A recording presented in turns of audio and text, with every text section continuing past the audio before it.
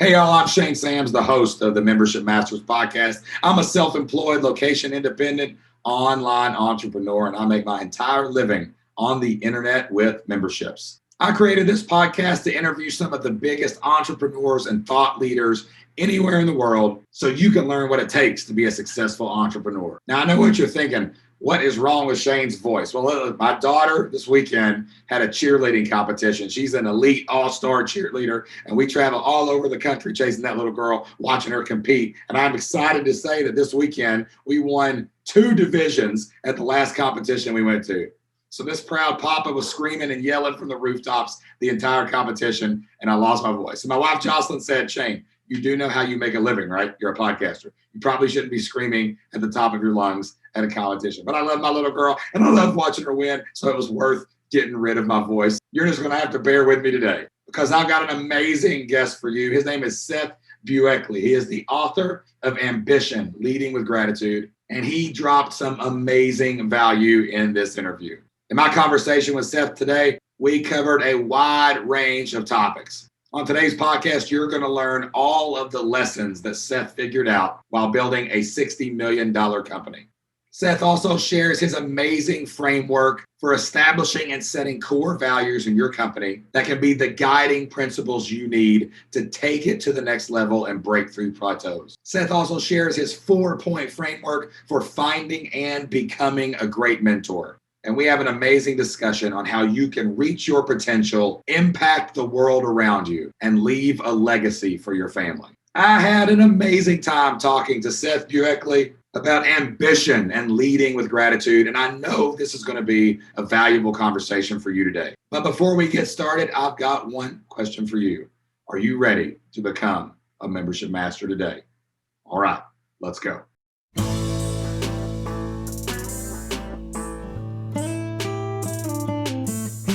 Welcome to the Membership Masters podcast, brought to you by membershipmasters.com. This is the podcast where we teach you how to get and keep more members every single month. I've helped thousands of people start, build, and grow memberships, and I interview some of the biggest membership owners anywhere online. My goal is to help you build $1 million membership of your own. Brick by brick, let's do it together. Come on. 3, 2, 1. Seth Buechley, what is going on, man?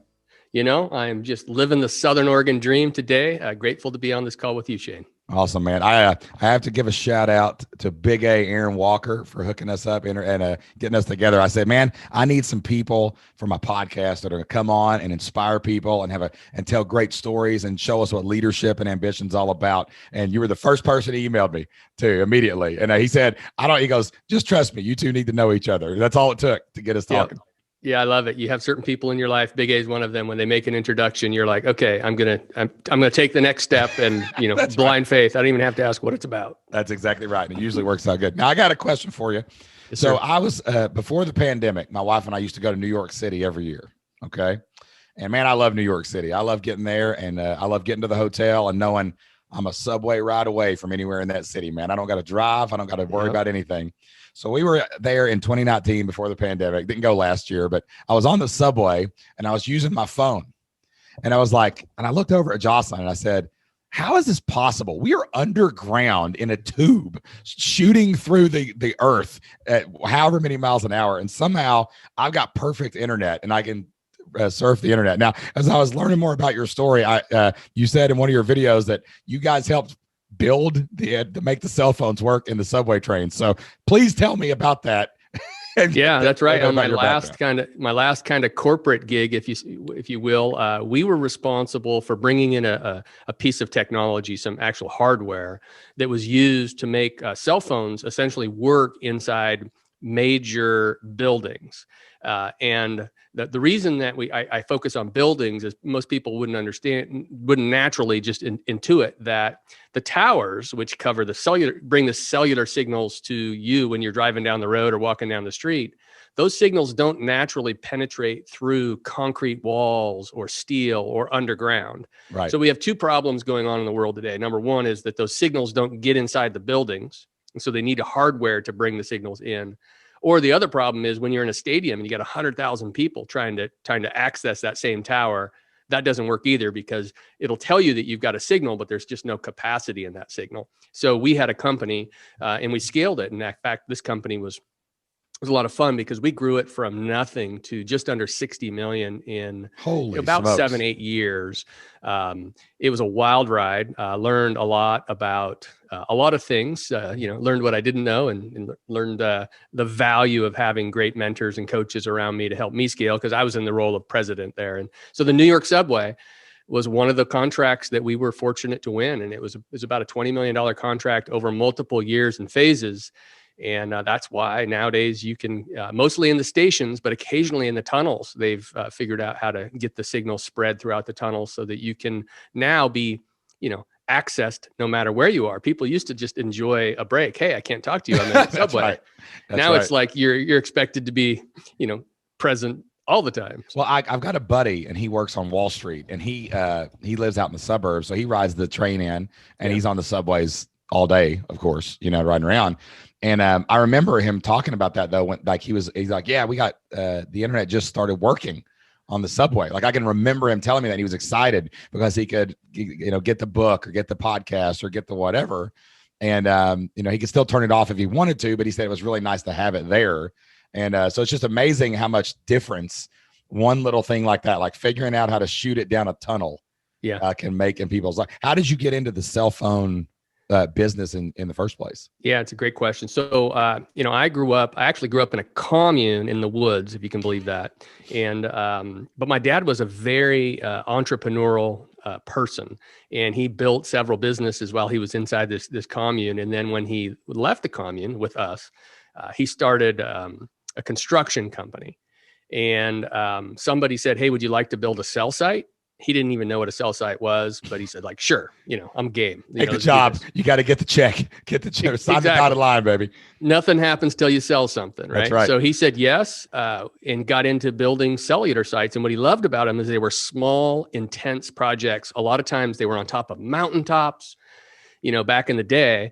And so I came out of high school. I frankly did not enjoy school. I thought it was a social experiment gone bad. I was a fine student, but I just didn't feel like they were moving at the pace that I was already moving at. And because I had an intentional mentor in my dad, he said basically, hey, would you rather be a millionaire by the time you're 25, or would you rather go to college?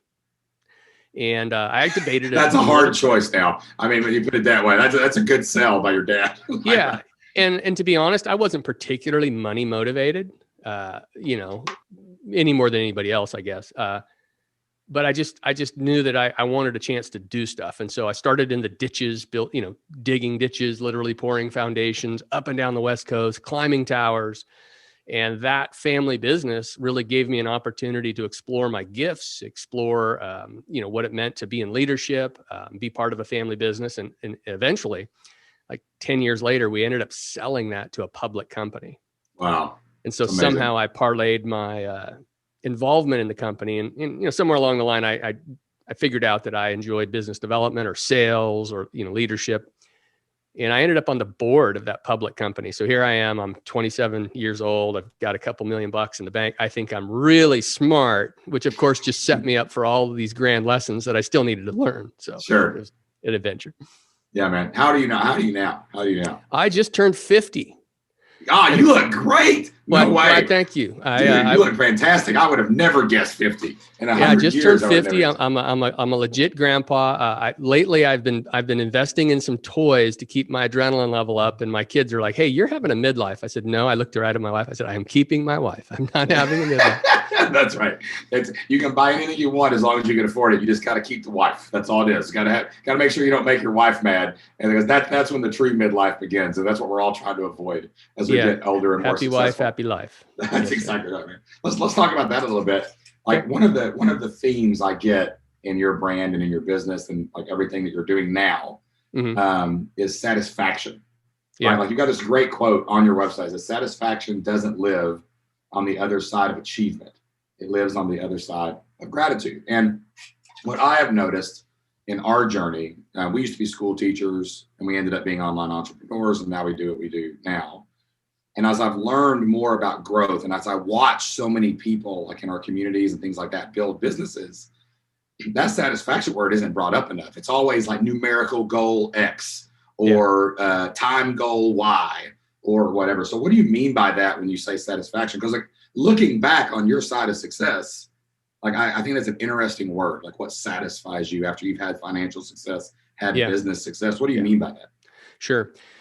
Satisfaction it's dangerous because entrepreneurs hear satisfaction and we hear, I'm going to tap the brakes, I'm going to coast, right?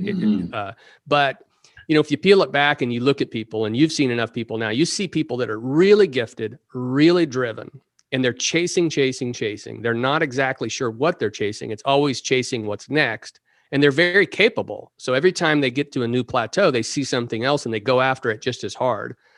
And what I observe is that people that don't get a grip on what it is that they're really chasing and what they believe about, God and life and how one keeps score in this, they burn out, they flame out, and there's this ripple effect because their relationships just crumble around them.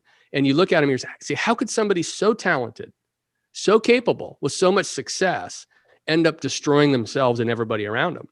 And, I thought a lot about it. My personal story, as I shared, I had a lot of quote unquote success in my 20s, but success reveals the structural flaws that you haven't yet dealt with. And so when it happens early, it's a problem. And frankly, if you haven't done the work. And so part of what I started to think about and wrestle with, and it really was a revelation that came from prayer and just frustration about what I had created in my life. I realized at some point I was very, very driven, but I was deeply unsatisfied and I couldn't figure out what was wrong. And I felt like it was one of those whispers from God that was very clear. You are not grateful. You're really driven. So I came out of a dysfunctional relationship, meaning growing up in a commune. It was leadership gone bad. I mean, it was very manipulative and, we're the leaders and you're not. And for somebody that's driven, it seemed very unfair to me. And so I had this chip on my shoulder. And I think I was trying to validate, I was trying to prove that I could achieve but just kind of blind ambition. And then when I started wrestling with gratitude, it gave me the answer to what had been fundamentally missing in my world. Because as driven people, we're often so focused on what's ahead of us and that next challenge that we don't stop and take inventory of all that we've been given and also how far we've come. And so we're trying to fill that hole by, well, if I just achieve this, if I just get this done, if I hit this milestone. And then of course we all know once you get there, two things happen. Either one, you fail and you're disappointed because you failed, or you get it and you're disappointed because what you expected from that success didn't really show up. It didn't give you that emotional hit that you were expecting. And that's also frustrating. So we're frustrated by our successes or our failures unless we take remedial action. And for me, gratitude, I kid you not, is the remedial medicine that I preach and teach myself mostly.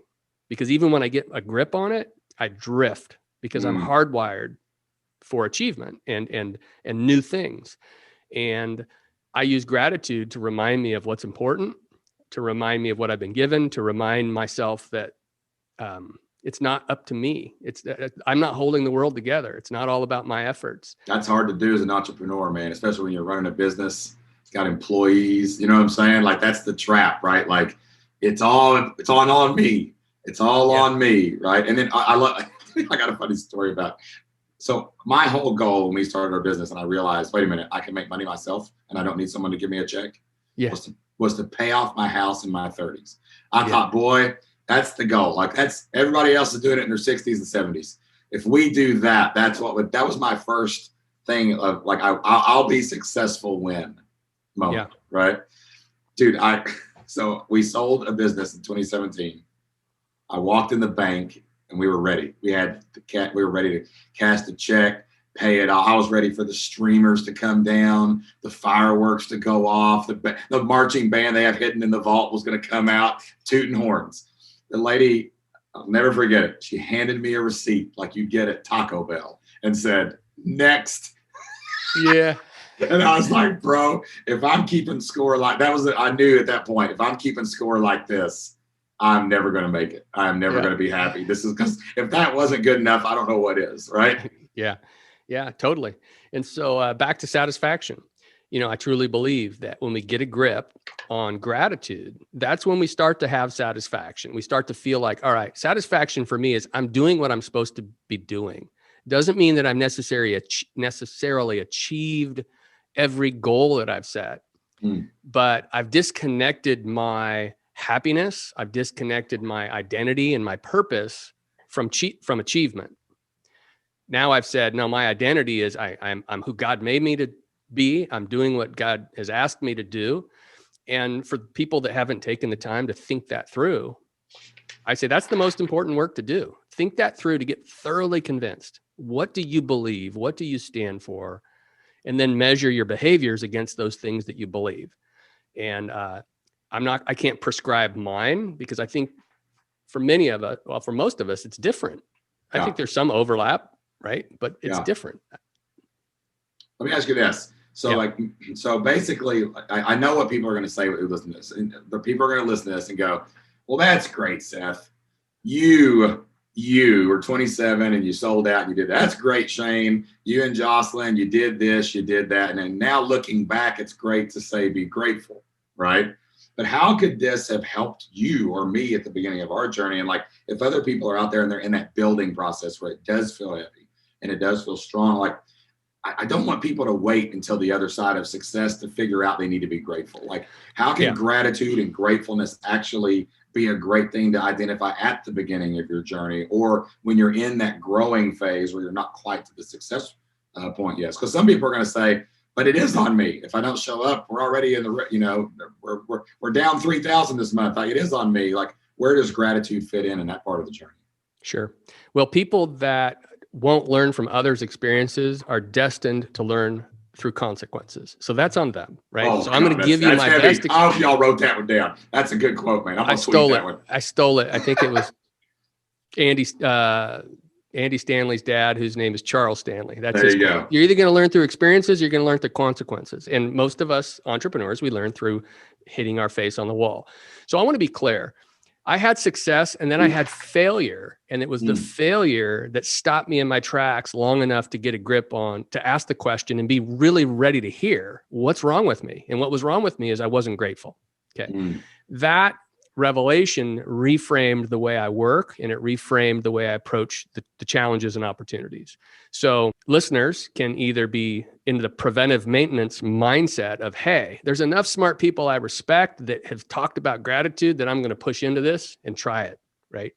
It's one of those things, if you try it, it will work. And people that don't, unfortunately, you're going to have enough pain and get to the end of your strength and then go, oh, wow, maybe I'll listen. It's just the way it's inspiration or desperation, guys. I like the inspiration because success leaves clues, and I like to look at people that are ahead of me to kind of figure it out. What was the failure, or like what was something that you did fail at? So sure. I mean, you have all this success. Like, what was that kind of pushed you over the edge? That was like, man, you're not grateful, and that's why you're stuck, or that's why you're failing, or that's what's happened here. No, that's great.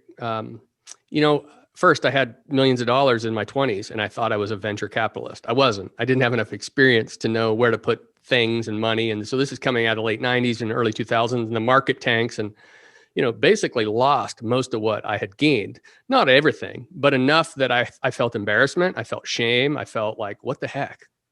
You of all people, you had all this, and now what are you? You're not young and successful. You're just young, right?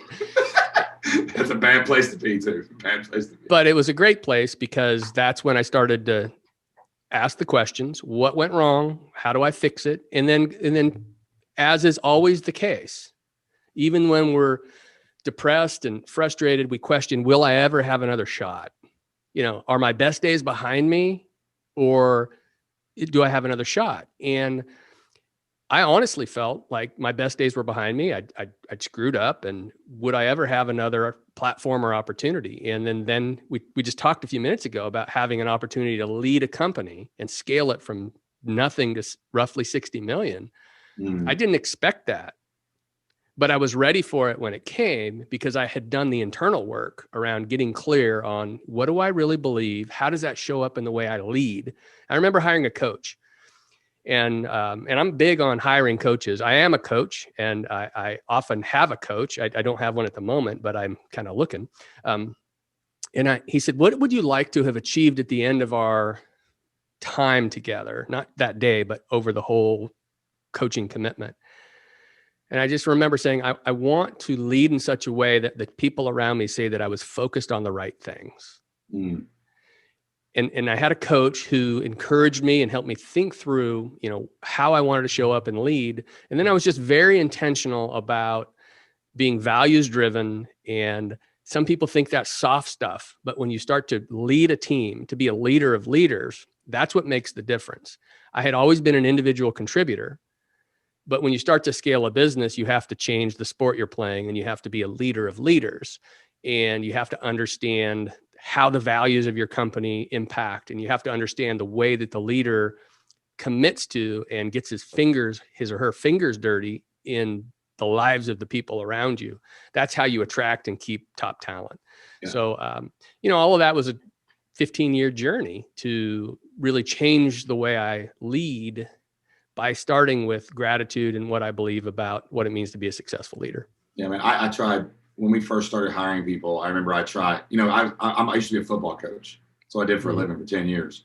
And it was like, I don't want to say it's personality driven, but it's very top down leadership, right? Sure. People are coming in the program, they're going out of the program, whatever. And I tried to lead the way I had led them, and it did not work. And I just chased everybody off every time I did that.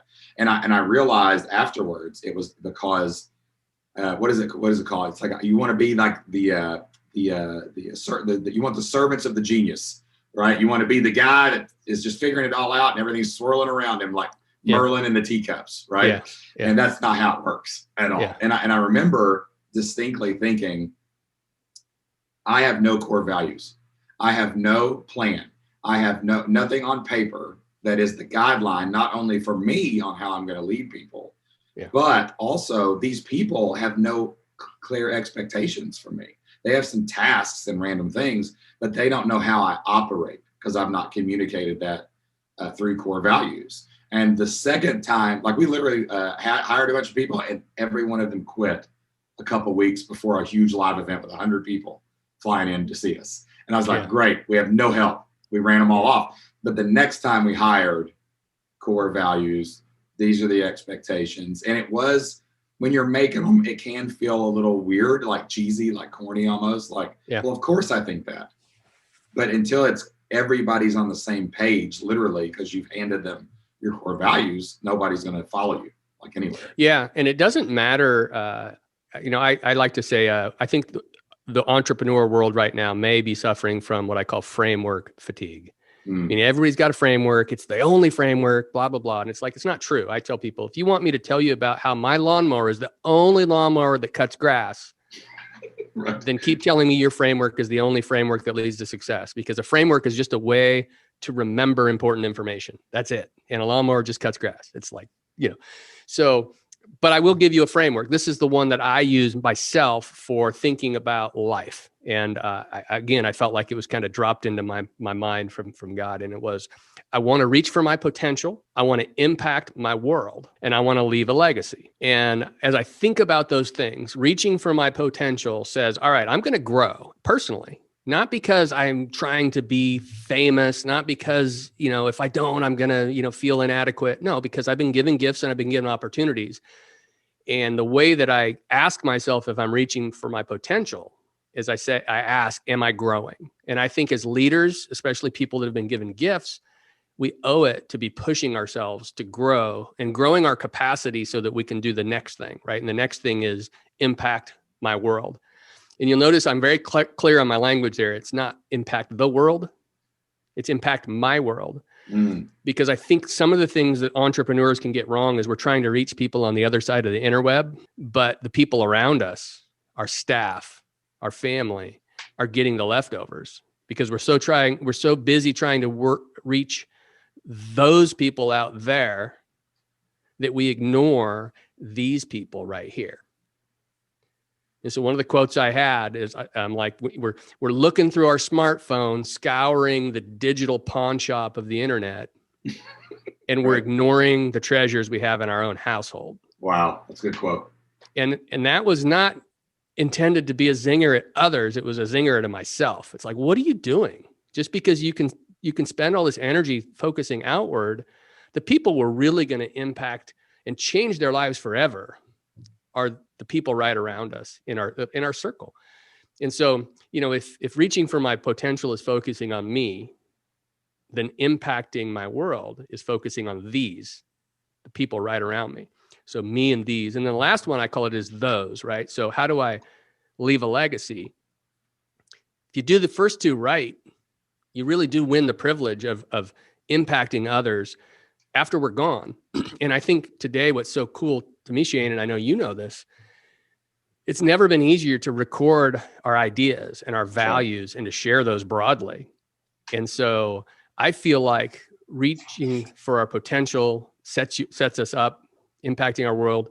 To do that final piece after we're gone, what legacy will we leave? And I really feel like it's a legacy of values. There might be a little money attached to it unless we give it all away before we die, right? But the real legacy that we leave is a legacy of values. And so the question we can ask ourselves today is, are we transferring those values? Are we being really intentional with our team members, with our family? Are we recording them? So that's my framework. I'm like, it's about reaching for potential. It's about impacting my world. It's leaving a legacy. I test where I spend my focus against those things. And when I get a little adrift and things are not resonating and I'm frustrated and all the things that happen to me, whatever it is, quarterly, monthly, I don't know how often that That's right. More often than people think. That's what I always like to say, right? Yeah.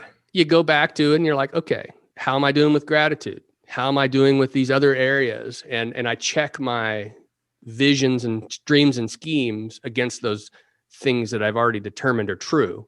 And then I make adjustments.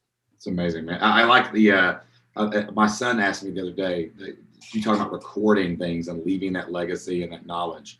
Yeah. And my son asked me, my son, Isaac is a great kid. He has more empathy and he feels what other people feel. And he's a really deep thinker for a 12-year-old, right? Yeah.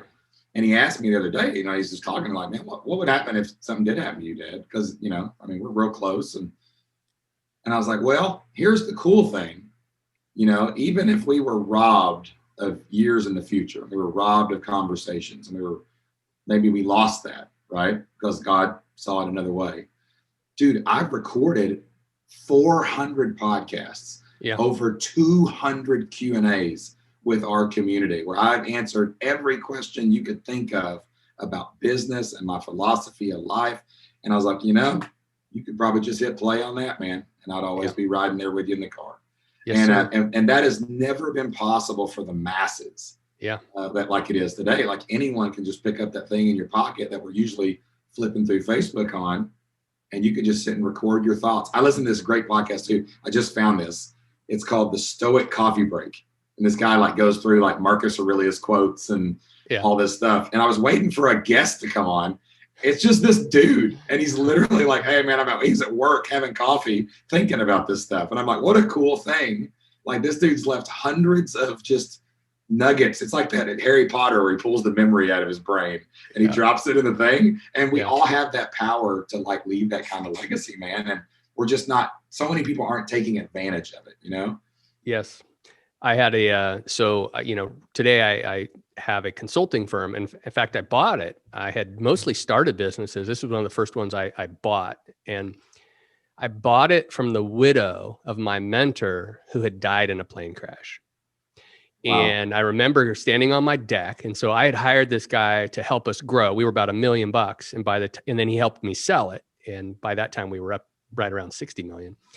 He helped us sell it. And so I'd worked very, very closely with him. And I was just in the final stages of selling the business after years of arm wrestling with the buyer over it.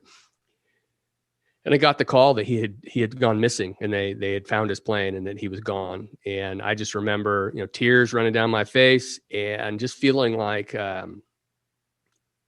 upset. I thought he was older. He was only 62. His name's Phil Clements. And I just remember feeling ripped off, like you said, robbed of future years. I'm like, I wanted 15 more years with that guy. And again, very clearly, I felt like a little voice from God, which is, no, you had enough time. Go share what you learned. Because this guy had been a lawyer, a CPA, global partner in like Coopers and Lybrand. When he could have retired, he went to seminary and then he started a consulting firm. And that's how I met him.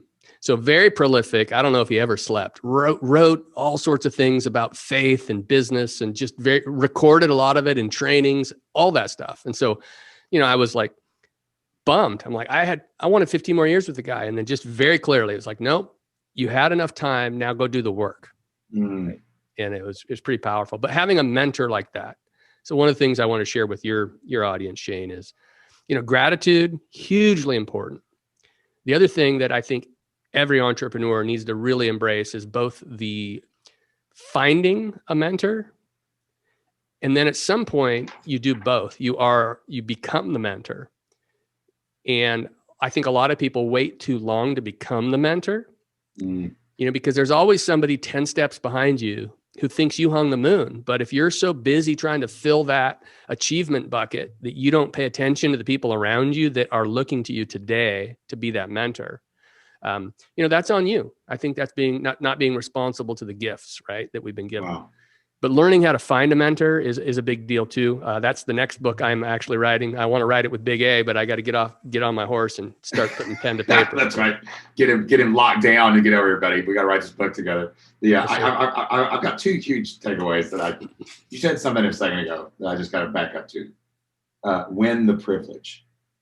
That hit me, man, right in my heartstrings. Like, that is a great comment. What do you mean by that? Like, I think so many people today think that it's get rich quick, be successful quick, or become the mentor, not too late, but too early, and all that. But what do you mean by, I think everybody needs to hear that a little bit more. What's win the privilege mean to you when you say that out loud? Yeah. To not be entitled, to realize everybody has to pay their dues. We need to do the work. John Maxwell would say it, be bigger on the inside than you are on the outside. And so if you try to do something external and phony too early because you're just locked on to that outcome, and you don't do the inner work, you don't pay the dues, you don't build the team to sustain it, you're jumping ahead, you're skipping, you're cutting corners, you're cheating, and it won't work. It never works.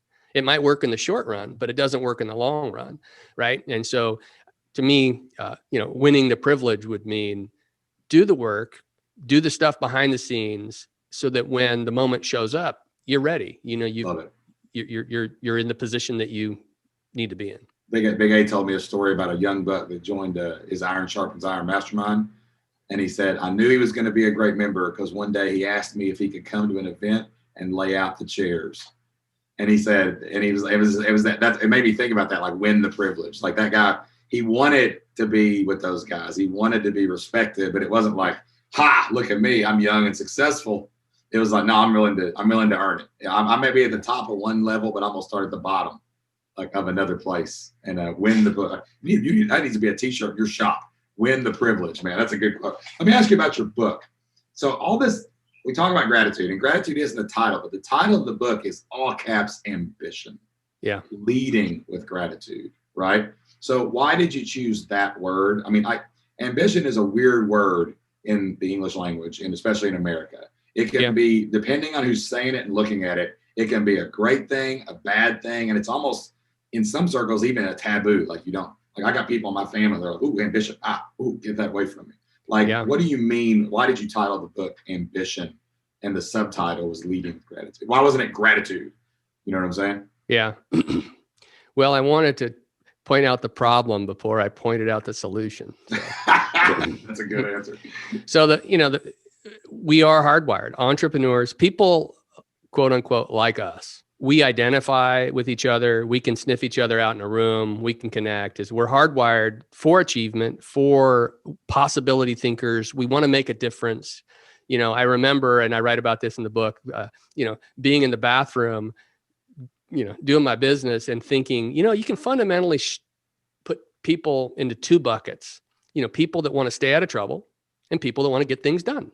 And it was, I mean, and I'm just like flipping index cards of my friends in my brain. I'm putting them in one bucket or the other. And of course I was very arrogantly saying, no, I'm in the, I'm going to get stuff done. I'm going to get stuff done bucket. That's where I live, baby. Right. And so, that ambition, I liken it to fire. It can be the kind of resource that fuels and warms a family, or it can be the kind of thing that breaks out from its containment and burns your stinking house to the ground.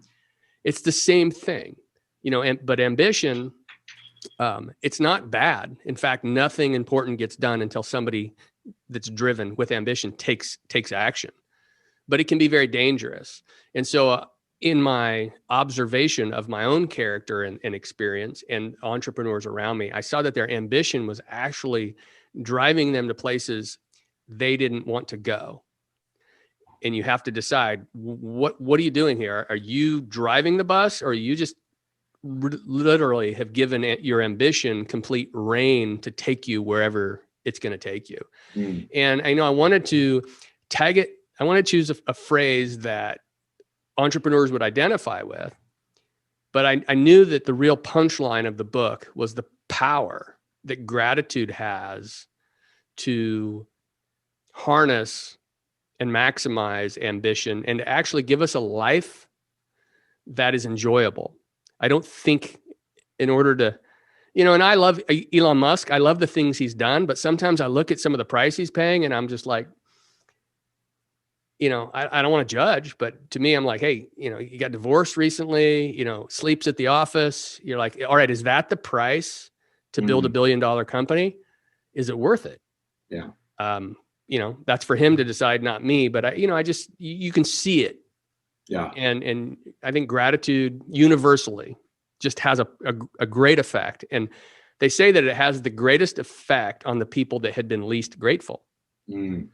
So, and my bias, my judgment is that entrepreneurs and driven people are by nature so forward focused that they're not very grateful. And so if we can embrace this idea and this practice of being grateful, then it's going to have a dramatic effect on us. And I find for me, it does. I actually have if people will just Google my name on a TEDx talk. I did a TEDx talk where I talk about the practice that I go through with gratitude of just kind of thinking about God and thinking about what he's done and thinking about the different areas of life that I have the privilege of serving. And if I can cast it the right way and just reflect on those things, it changes the way I see the world. Yeah. And I think it's really necessary for driven people to get a grip on their ambition, and that gratitude is the best medicine for that. It's like I love the fire analogy, because like gratitude, those little stones you put around the fire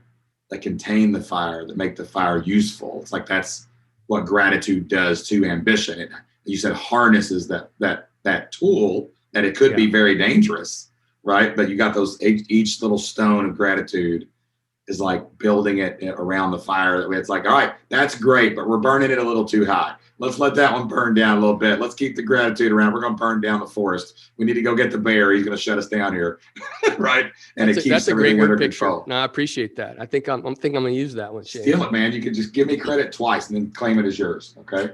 Yeah. Last thing I wanted to ask you real quick was about, you said something about becoming the mentor. Now, this podcast is called Membership Masters, and like, what I do primarily is I encourage people to use their God-given talents and experiences to harness their wisdom and lead communities. Like go out and start a membership, get 100 people, pay you $50 a month, make $60,000 a year, whatever. Like that's what we do, like fundamentally. And one of the big things that people always say at first is, well, why? What would I have? Why would I do that? Who would listen to me? And then time and time again, we see like the guy with the backyard chicken coop that teaches people how to raise backyard chickens, and all of a sudden he becomes the leader of the world's online backyard chicken community, right?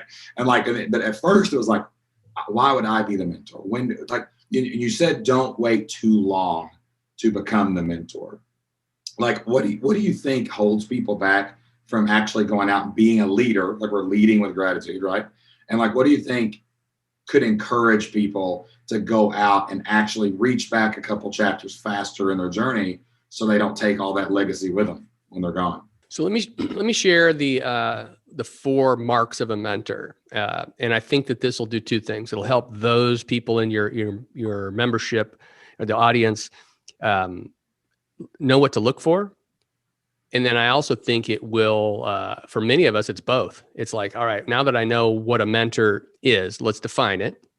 I can ask myself, am I being that mentor? And I can also look for people or recognize the people in my life that are mentors, because a mentor is not a guru. It's not a coach. It's not a internet, influencer necessarily. We can learn from all of those people. But in my view, a mentor is something different than that. And a mentor is more like a guide, somebody that walks alongside you. So first characteristic, the first mark of a mentor is they have wisdom that they're willing to share. And so you're already on that one, Shane. You're like, hey, everybody's got some wisdom. That's right. Figure out what it is. And then the next part is really important too, is they've got to be willing to share it. And this goes back to that earlier thing. There's some people that are so gifted, so talented, so much wisdom, but they're so self-absorbed. They're not actually willing to share what they have. Maybe they're threatened that somebody else is going to succeed beyond them. And I can tell you, I've struggled with envy and competition my whole life. And people are like, you? And I'm like, yes. When somebody else has success, I have to work hard to cheer it, even though I've got all this other stuff. Why? Because I have to get my head on straight. It's not how we keep score, right? A mentor understands they're here on earth to share what they've been given, right? Number 2, they actually take the time to get to know you. So that's why an internet guru really can't be the best kind of mentor. You can learn from them. But a real mentor, you have coffee. You get to see how they do life. They get to see how you do life. They understand your strengths, your weaknesses, your histories, your dreams. That's really where your mentoring lights up. And that takes time. That's, it can be done by Zoom. It can be done by phone. I'm not going to say that can't, but the main thing is it takes time. And the third thing is, they need to love you. So why would you take advice on life's most important decisions from somebody that doesn't love you, or from somebody that doesn't know you, or somebody that doesn't have wisdom? If you go back through that checklist and you realize we do it all the time. We take advice from people that don't have wisdom, that don't know us and don't love us, right? But the best mentors are the people that pass those 3. And then I'm going to give you the 4th one. The 4th one is that they share your worldview. And that could be share your values. If you're young and you don't know what your values are, maybe it's they shape your values. But if they don't believe the same fundamental, they don't have to be doctrinally the same as you, but if they don't believe fundamentally the same about, is there a God and how does he keep score? If he keeps score, right? That really matters, because if somebody believes that their highest use on this planet is, I actually won't even put any analogies in there. I think everybody knows there are certain people, when you look at how they roll, how they live their life, if their mindset is, no, this is about getting the most I can and that's how you win, and you believe it's about serving others and that's how you win, they can't be your mentor at the level that you want somebody to be. And so that last piece of they need to be aligned with you on values and worldview. And so when you're looking for a mentor, if we find somebody that's got wisdom they're willing to share, they'll take the time to know you, they love you, and that they are aligned with you on your values, you've found somebody. And I want to be careful on the love part. By love, I mean they're only in it for your success. There's no ulterior motive, and that they'll speak the truth to you, even when it's difficult. That's what love looks like. It's not anything more than that. It's not conflict of interest. It's probably why, your boss, or your, somebody that works for you probably wouldn't be a great mentor, because there's this dynamic in the relationship where there's kind of an agenda, right? Yeah. So point of all that is, if you know the marks of a mentor, now we can start to say, all right, then I need to be that in other people's lives. Somebody says, hey, can you mentor me? Instead of saying, oh, that's awkward. What does that look like? Because that's a weird dance today. People don't know what mentoring is. Where do you buy it? Whose job is it? Even in the church, the phrase discipleship used to mean something in the church, which is teaching somebody else how to walk with God, right? But anymore, people don't, what is discipleship? Do I sign up for it? Do I do it? Does somebody else do it for me? It's lost its meaning. And so, part of what I feel called to do is remind people of, this is what a mentor is.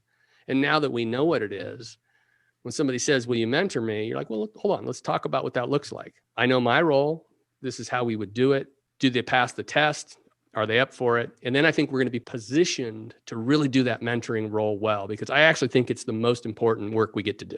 That's amazing, man. I love the juxtaposition of, hey, you need to do this for others while you're, because you always hear someone will run into a Facebook group or I need a mentor. No, what you really want is someone who's rich and will tell you how they got rich. That's what you're looking for. But it's not, That's not what you actually want. When you have this little framework, it's like, no, I can do this for other people and I can find people who can speak into my life. You might even already be doing it. What I find is I'm telling people this, I can almost see in their brain, they're sorting through the people that they follow and respect.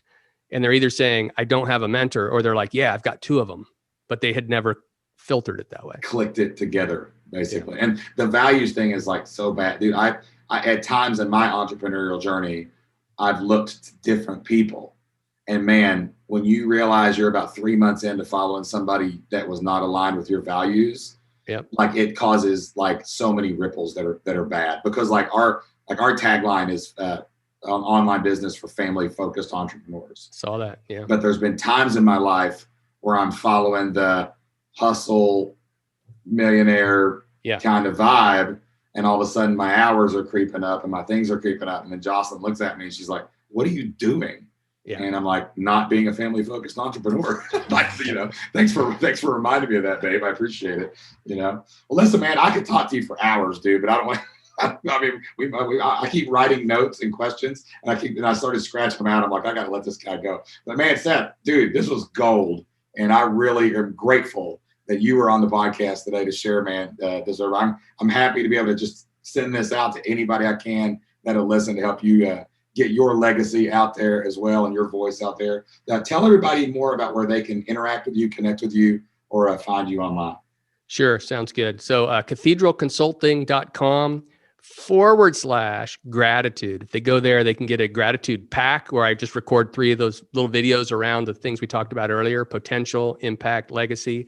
And we would love to, for your listeners, Shane, if you want to give away a couple of the books of ambition, leading with gratitude, that would be our honor to get those out. So just pick a couple of your listeners who respond and say they want it. We'll be glad to ship those out. And, glad to stay in touch. Just cathedralconsulting.com usually gets you to me, or Business Done Right podcast is our podcast. But like they say, if you give people too many things to remember, they'll do none of them. So just Cathedral Consulting is a great way to find us. All right, man. We will put that in the show notes. And when I send this out on the email list, I'm going to get the first 5 people that reply, we're going to get you a copy of the book. He said 3, but I'm going to go 5. 5 is great. 5 is great. All right, man. Appreciate sharing what we got. Thank you, sir. I appreciate it. And God bless your work. All right, guys, that wraps up my conversation with the author of Ambition, Leading with Gratitude, Seth Buechley. What an amazing podcast filled with incredible wisdom. I know that there are a lot of people out there listening to this who are going to go out and realize their potential, impact the world around them, and start working on that legacy for their family. We would love to help you reach your potential, make an impact, and leave a legacy in your own online business. We believe that everybody has God-given talents and experiences that they can use to start a membership business, become and stay self-employed, and make their entire living as a family-focused entrepreneur. To learn more about how we help business owners just like you succeed with online memberships, all you have to do is go to flippedlifestyle.com/free. That's FLIPPED, lifestyle.com/free. That's our home base for our entire online business program. Whether you're just starting out on your journey or you're ready to become a membership master, you can do both inside the Flipped Lifestyle community. We can help you start, build, launch, and grow a membership site of your own. That's flippedlifestyle.com/free, and you can get access to everything we offer for 30 days at no cost. Whatever your goals are, we are here to help you succeed. All right, guys, that's all the time we have for this week's Membership Masters podcast. Thank you so much for listening. If you could, make sure you go on Apple Podcasts, leave us a 5-star review. It helps us get our message out to the world and grow this podcast audience. If you think that this podcast would be valuable to anybody in your life, there's no better way to spread the message than through word of mouth. So tell a friend, share us on social media, and introduce some of the people you know to all of the amazing guests we have